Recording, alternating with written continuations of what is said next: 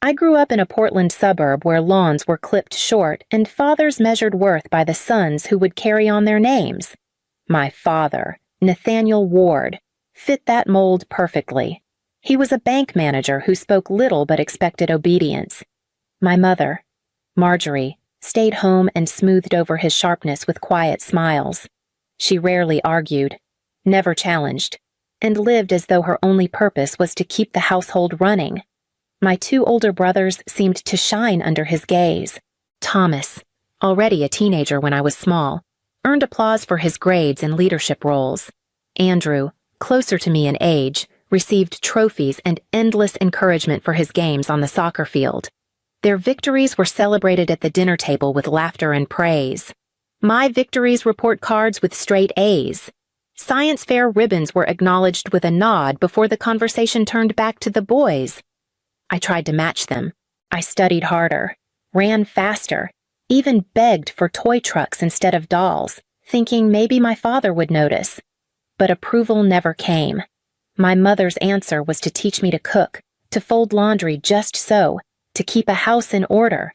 These are skills that will make you valuable one day, she told me. Valuable to someone else. She meant, when my mother became pregnant again, my father declared with certainty that the baby would be a boy.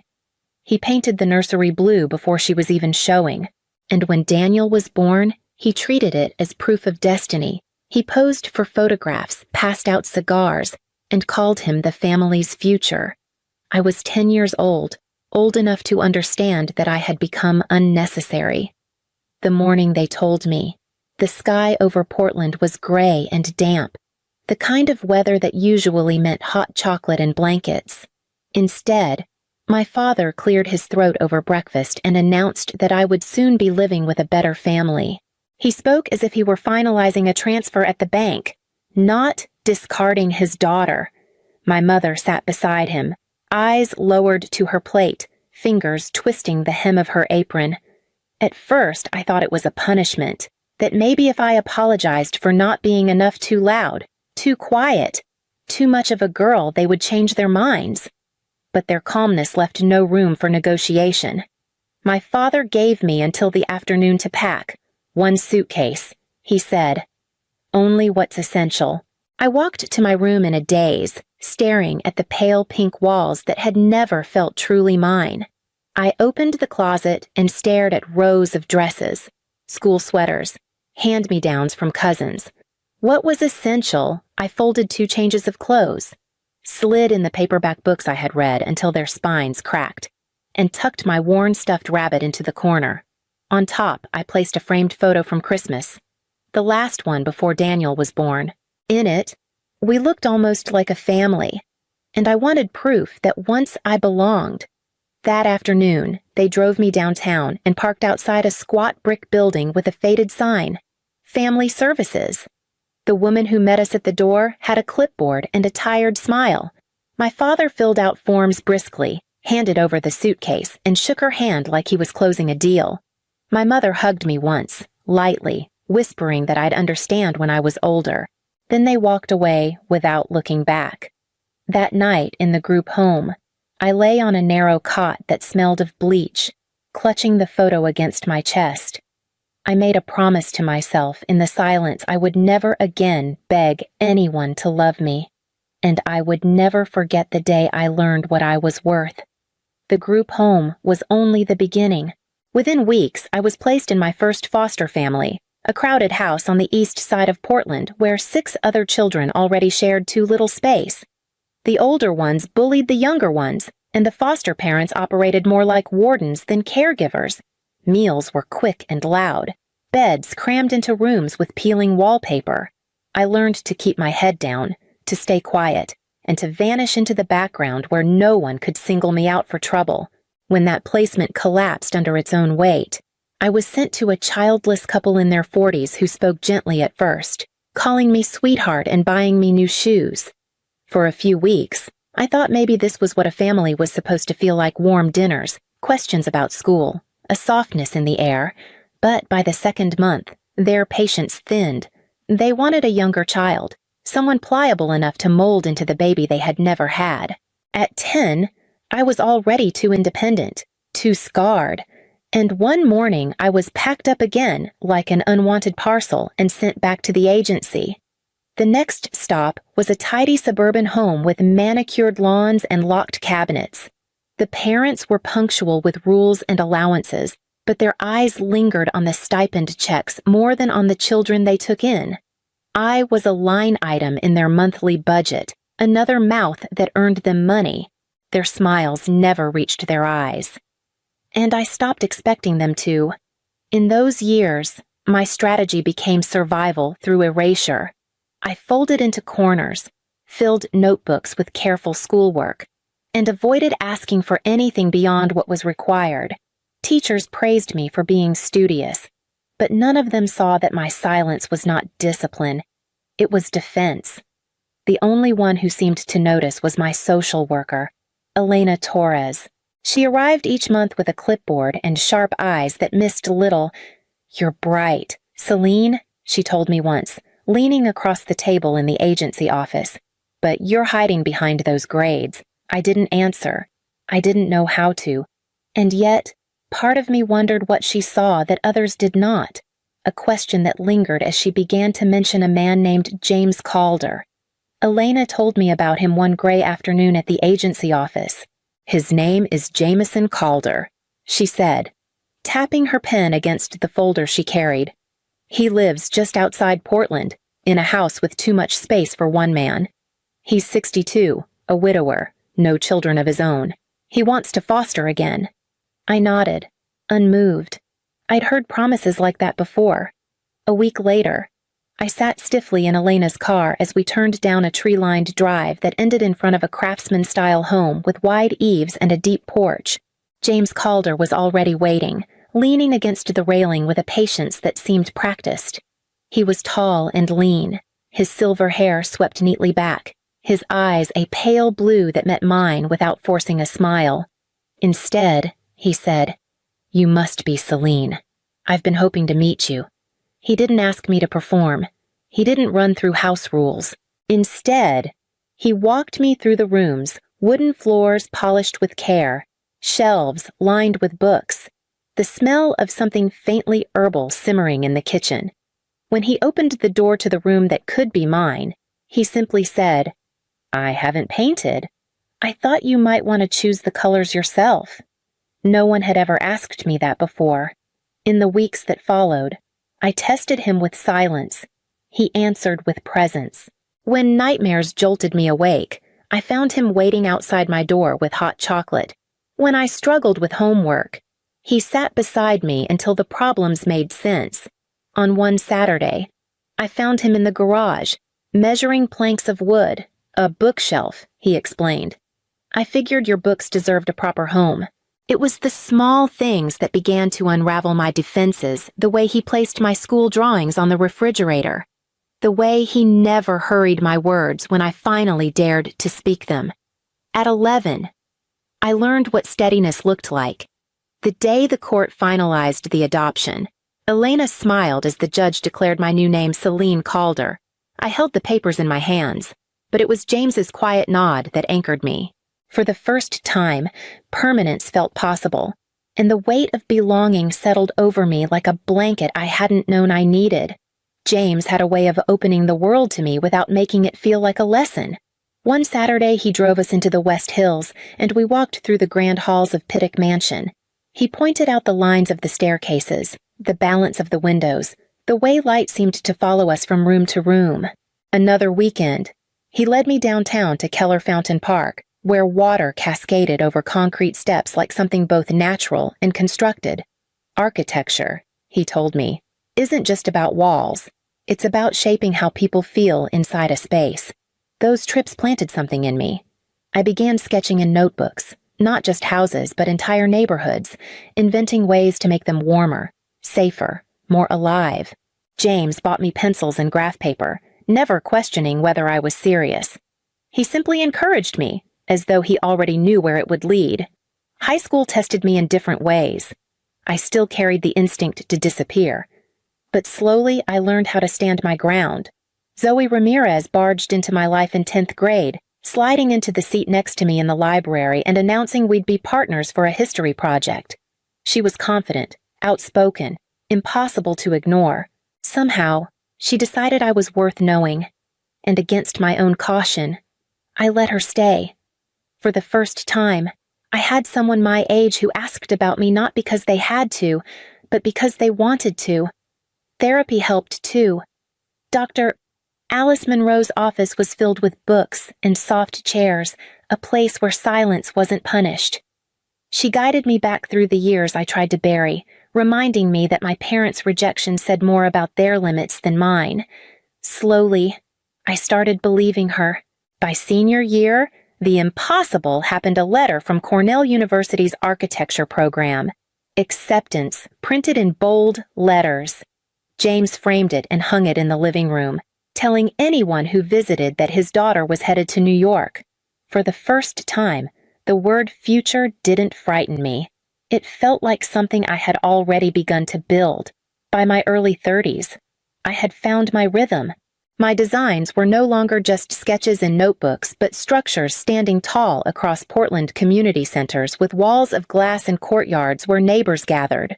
Awards came, articles in local papers, and invitations to speak at conferences. Yet every achievement felt incomplete unless I could share it with James.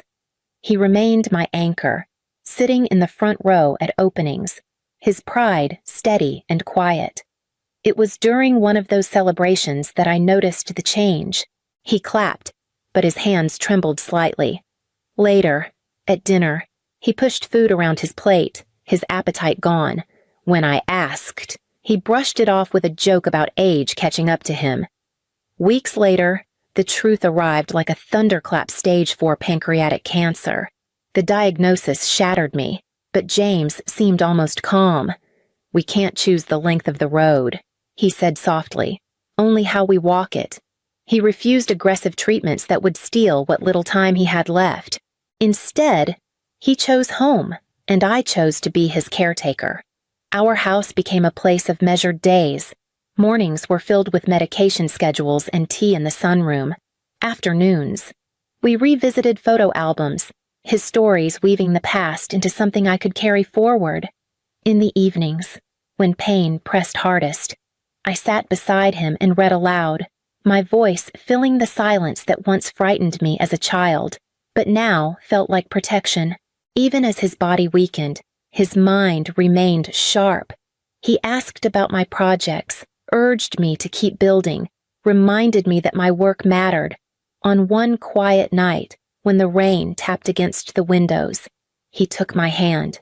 His voice was barely a whisper, but the words carved themselves into me, build something that outlives us both. I stayed with him until the very end, holding his hand as his breathing slowed, telling him he had given me more than any blueprint ever could. When the silence finally came, it felt like the world had shifted, yet beneath the grief was a steady pulse of resolve, the beginning of a promise I would have to keep. The weeks after James's passing blurred together in a haze of condolences and paperwork. I moved through it all as if underwater, every step slowed by grief. When the lawyer called me to his office, I expected little more than formalities: his house, his savings, perhaps a few personal belongings. What I did not expect was the number written in black ink across the will. James had left everything to me.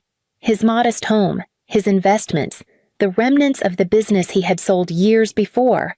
Altogether, it amounted to over $27 million.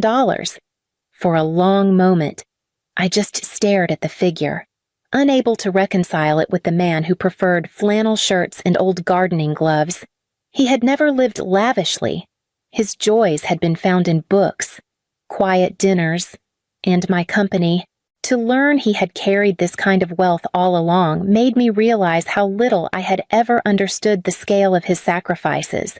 He had saved, invested, and protected, and now he was entrusting it all to me. News traveled fast. Within days, local papers ran the story, "Architect inherits Calder fortune." My face, pulled from some company website, appeared beside headlines I never asked for. Colleagues offered congratulations that sounded awkward, strangers treated me like a curiosity, and acquaintances hinted at new opportunities that suddenly felt tainted. At night, I lay awake in the quiet house, the walls heavier without James's presence. Wealth didn't soften the loss, it sharpened it. The money felt less like a gift and more like a responsibility, a weight pressing me to prove I was worthy of what he had built. I walked through his study one evening, running my fingers along the spines of books we had once read together. The fortune was his last lesson. I realized he hadn't left me money to spend. He had left me the means to keep building, to honor the promise I had made at his bedside. It was then that the doorbell rang, its sound cutting sharply through the house, pulling me into a chapter I hadn't anticipated. 3 months after the headlines, I was beginning to find a rhythm again. I split my time between work and sorting through James's belongings, boxing what could be donated, keeping the pieces that still smelled faintly of him. The house was quieter than ever, but I was learning to breathe inside its silence. One rainy afternoon, the doorbell rang. Through the glass, I saw a man in his 60s, well-dressed but worn at the edges. When I opened the door, a crack. He spoke a name I hadn't heard in decades. "It's me, your father, Nathaniel Ward." The air left my lungs. He looked smaller than the giant I remembered, his frame slouched, his face lined deeply. Yet the arrogance lingered in the way he tried to step past me into the house. Behind him stood a younger man in a suit, briefcase in hand. Nathaniel offered a rehearsed smile. "I've been looking for you for years," he claimed. "When I read about your inheritance, I knew it was finally time to make things right. I didn't invite them in. I let him talk on the porch, his words tumbling out about regrets, mistakes, and how family should forgive. The lawyer cleared his throat and spoke of reconciliation and shared legacy. My hands tightened around the doorframe as I listened. It was not remorse. It was strategy. That night, I called a private investigator. If Nathaniel had reappeared after decades of silence, I wanted the truth. A week later, the report landed on my desk, gambling debts piled high. Foreclosure on his last house, jobs abandoned, bridges burned. My brothers, the sons he had once prized, were both estranged. One had cut ties years ago after endless financial demands. The other hadn't spoken to him since college. The image was complete. This was not a man returning to mend bonds. This was a man circling the scent of money. And for the first time since childhood, I felt no need to beg for his approval. When his lawyer called again to request a meeting, I agreed, not to reconcile but to confront. We met in a polished conference room at my lawyer's downtown office. Nathaniel arrived late, swaggering as if the delay were meant to prove his importance. His lawyer set down a worn briefcase, and Nathaniel leaned back in his chair with the air of a man convinced he held the upper hand. "You've done well for yourself," he began, his voice carrying the same sharpness I remembered from childhood. "But blood counts for something. That fortune is part of my legacy, whether you admit it or not." I let him speak, watching as he dressed his demands in words like family and heritage. Then I slid the investigator's report across the table. Pages of debts, foreclosures, and failed schemes lay exposed between us. "You forfeited any claim to me the day you signed those papers," I said evenly. "You never looked for me until money was involved. I owe you nothing." His smile faltered, and for the first time I saw a flicker of the desperation behind the performance. "So, that's it? You're going to turn your back on your own father. I'll offer one thing," I replied. "Rehab funding. Nothing more. If you want a future, it won't be through me, it will be through getting help." The lawyer shifted uncomfortably, sensing the meeting had collapsed. Nathaniel's face hardened, but he said nothing more. As I stood to leave, I felt the strange lightness that comes from closing a door that should never have been open. Days later, I received an email from Jason, my middle brother.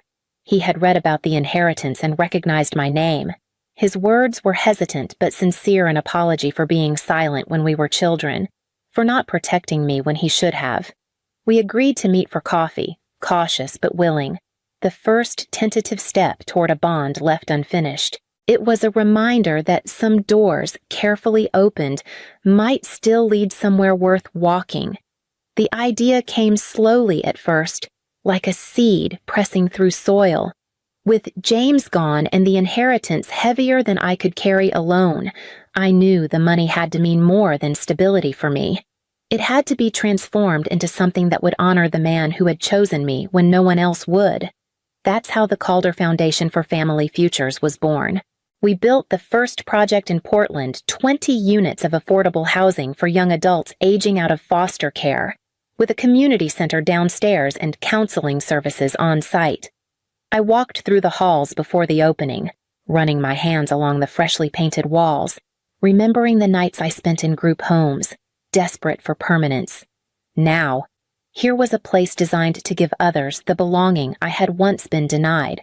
The day of the ribbon cutting, I stood at the podium with the press gathered, my name still new to them but the mission already alive in me. I spoke of James, of the life he had built for me, and of the promise I had made to carry it forward. Family is not blood, I told the crowd, my voice steady. It is choice, commitment, and love. And when we choose each other, we build something stronger than inheritance. We build a future. As the ribbon fell and applause rose around me, I reached for the silver key pendant James had given me years before. It warmed in my hand, no longer just a symbol of a home he opened for me, but of the lives now being opened for others. When fortune and freedom finally land in your hands, which future will you choose to build and for whom?